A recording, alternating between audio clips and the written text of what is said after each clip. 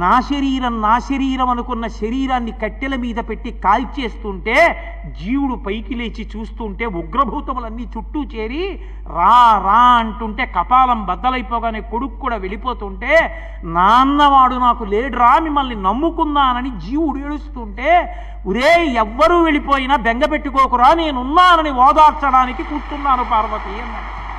అంతటి ఉదారమూర్తి పరమశివుడు అందుకు కూర్చున్నాడు శ్మశానంలో. చేతకాక కూర్చోలేదు. నేను అక్కడ ఉండకపోతే, నేను అక్కడ తాండవం చేయకపోతే పిశాచాలు వచ్చి ఇళ్ల మీద పడిపోతాయి, పుణ్యకర్మలు చేయలేరు. అందుకని నేను అక్కడ కూర్చుని తాండవం చేసి వాటిని అక్కడే ఉంచుతున్న ఓళ్ల మీద పడిపోకుండా. అందుకని జనులు నిలబడ్డారు, ఈశ్వరి తండ్రిని కదూ కాపాడానన్నాడు. ఏం చెప్పమంటావు, వెర్రాడని లోకంలో ఎవరినైనా పిలవాలంటే శివుడు ఒకడే. అట్లాంటి వాడితో పెళ్ళేమిటమ్మా, దానికి తోడు మళ్ళీ పెద్ద తపస్సు కూడానా? నా మాట విను మారి.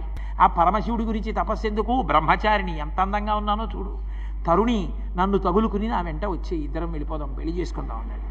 అనేటప్పటికీ అప్పటి వరకు వింది పోన్లేని తన భర్తే వచ్చి తన గురించి నింద చేసిన ఆవిడ విందాం.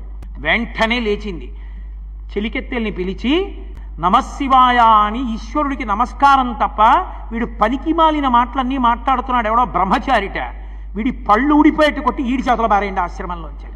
ఆ చెలికెత్తెలందరూ వచ్చి మీదపడి పాట్మన్ రెండు లాగేస్తున్నారు.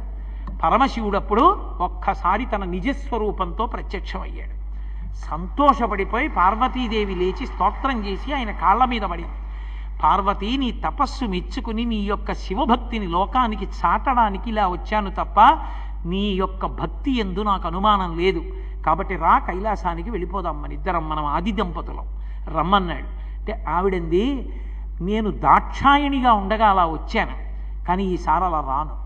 నువ్వు నన్ను వైదిక రీతిలో కన్యాదాత ఇంట్లో వివాహం చేసుకోవాలి, కన్యావరుని చెయ్యాలి. అంటే పెద్దల్ని మా ఇంటికి పంపిస్తే మా ఇంట్లో మా అమ్మగారు నాన్నగారు నీ గుణాలని విని అల్లుణ్ణి చేసుకుంటామని మాటిస్తే, నువ్వు నీ పరివారం అంతటితో కలిసి మా నాన్నగారింటికి వస్తే, కన్యాదాత ఇంటిలో పెళ్ళై అప్పగింతలు అప్పచెప్తే నీతో కలిసి కైలాసానికి వస్తాను.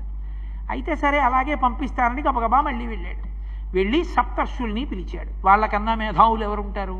అరుంధతీదేవిని పిలిచి, అందరినీ పిలిచి మాట్లాడినా అరుంధతీదేవిని పక్కకి పిలిచి ఓ మాట అన్నాడు. ఓ అరుంధతి, లోకంలో ఓ దిక్కుమాలిన అలవాటు ఒకటి ఉంది.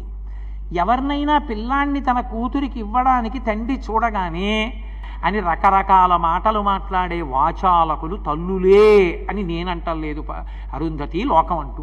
వనిత కూతుళ్ళ పెండ్లి చేయునెడలన్ వాచాలకులు తల్లులే అని లోకంబులు పల్కుగా ఉన్న